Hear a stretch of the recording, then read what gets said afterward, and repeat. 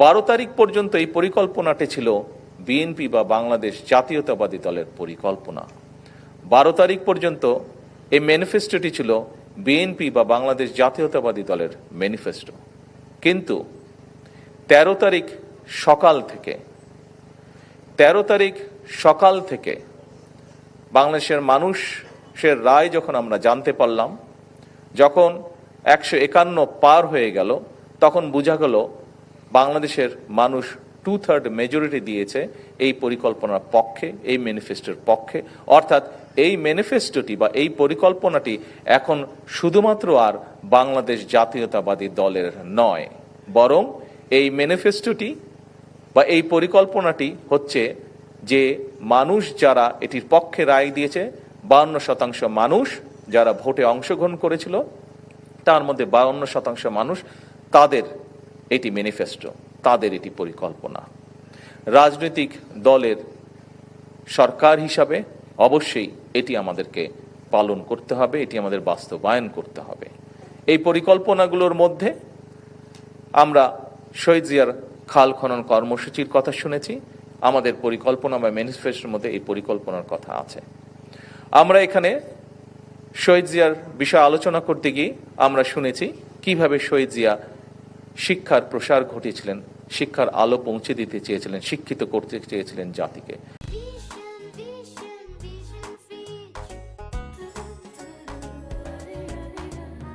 ঠিক তারই রিফ্লেকশন, শিক্ষা সংক্রান্ত বিষয় তারই রিফ্লেকশন আমাদের এই ম্যানিফেস্টোর মধ্যে আছে।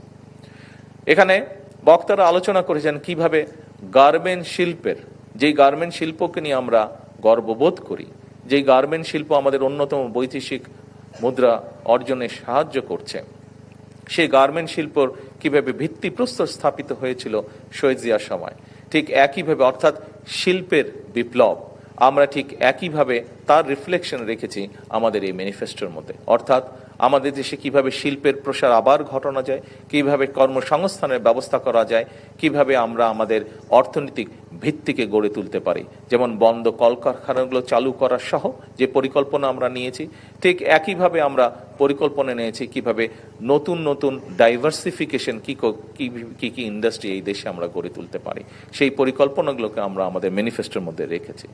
প্রিয় সহকর্মীবৃন্দ, শহীদ রাষ্ট্রপতি জিয়াউর রহমান, এখানে আমরা শুনেছি ডক্টর জাহিদের বক্তব্যে যে নারী বিষয়ক যে মন্ত্রণালয়, সেই মন্ত্রণালয় এবং সেই মন্ত্রণালয়ের উৎপত্তি কিভাবে হয়েছিল সেটি শহীদ রাষ্ট্রপতি জিয়াউর রহমান এবং বেগম খালেদা জিয়া কিভাবে জিনিসটিকে তুলে এনেছিলেন সেটি আমরা দেখেছি।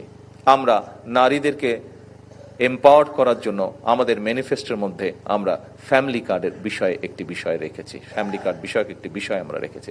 অর্থাৎ শহীদ রাষ্ট্রপতি জিয়াউর রহমান যেভাবে ধীরে ধীরে প্রত্যেকটি সেক্টরকে সামনে এগিয়ে নিয়ে দেশকে স্বাবলম্বী করতে চেয়েছিলেন, আমাদের যে ম্যানিফেস্টোর পক্ষে 12 তারিখের নির্বাচনে বাংলাদেশের মানুষ রায় দিয়েছে, সেই ম্যানিফেস্টোর মধ্যে শহীদ জিয়ার প্রত্যেকটি পথ নির্দেশিকা আমরা গ্রহণ করেছি। প্রিয় সহকর্মীবৃন্দ, তাহলে এখন কি দাঁড়াচ্ছে? সরকারের কাজ করবে, কিন্তু আপনিও কিন্তু সেই দলেরই একজন, যে দলের সরকার সেই দলের একজন আপনি কিন্তু কর্মী। আজকে সেই দলের কর্মী।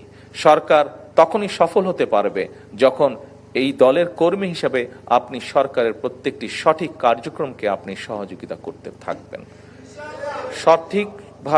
সঠিকভাবে সঠিক কাজটিকে আপনি সহযোগিতা করতে থাকবেন, তখনই এই সরকারের পক্ষে সফল হওয়া সম্ভব।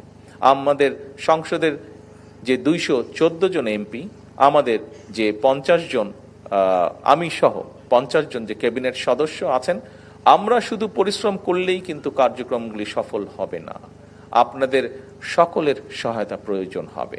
আপনারা প্রত্যেকটি মানুষ, সারা দেশের আনাচে কানাচে, আমাদের বিএনপি বলুন, যুবদল বলুন, ছাত্র দল বলুন, স্বেচ্ছাসেবক দল বলুন, মহিলা দল বলুন, আইনজীবী ফোরাম বলুন, তাঁতি দল বলুন, শ্রমিক দল বলুন, অর্থাৎ আমাদের মূল দল সহ প্রত্যেকটি অঙ্গ সহযোগী সংগঠনে গ্রামে গঞ্জে, হাটে বাজারে, উপজেলায়, পৌরসভায়, বিভাগীয় শহরে, যেখানেই বলুন না কেন, 12 তারিখে নির্বাচনের আগে যেভাবে অক্লান্ত পরিশ্রমের মাধ্যমে এই দলকে আপনারা জিতিয়ে আনতে সক্ষম হয়েছেন, ঠিক জিতিয়ে আনার পরেই কিন্তু কাজ শেষ হয়ে যায়নি, বরং আমাদের সেই অক্লান্ত পরিশ্রমকে এখন আবারও কন্টিনিউ করতে হবে।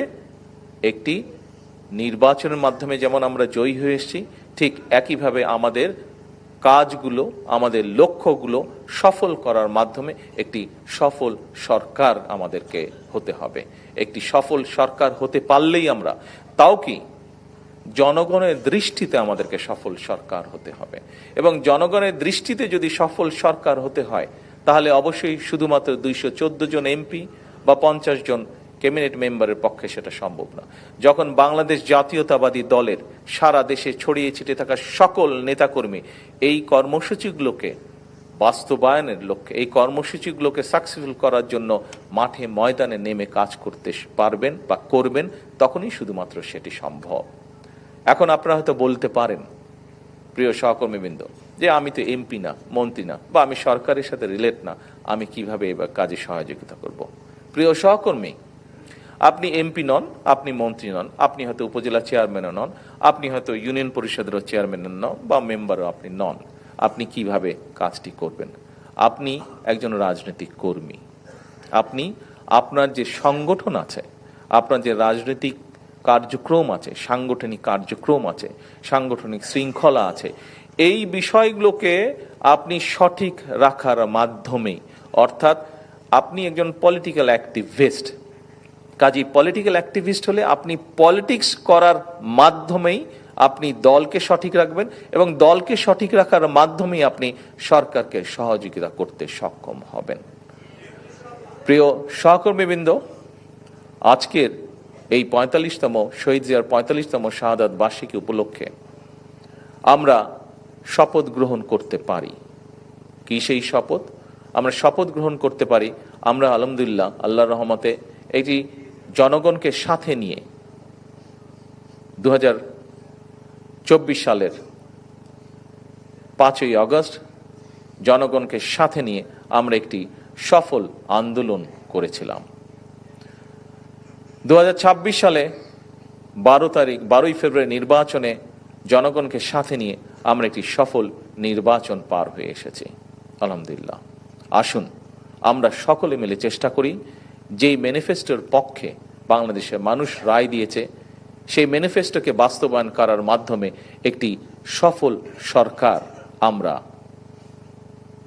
কার্যক্রম, সফল সরকারের কার্যক্রম যাতে আমরা শেষ করতে পারি, তাহলেই আমরা একমাত্র 30শে মেতে শহীদ জিয়ার প্রতি পরিপূর্ণ সম্মান প্রদর্শন করতে সক্ষম হব বলে আমি বিশ্বাস করি। প্রিয় সহকর্মীদের, আসুন এটিই হোক সরকার গঠন করার পরে শহীদ জিয়ার প্রথম যে মৃত্যু বার্ষিকী বা শাহাদাত বার্ষিকী, সেই শাহাদাত বার্ষিকীতে এটিই হোক আজকে আমাদের শপথ, এটিই হোক আজকে আমাদের প্রতিজ্ঞা।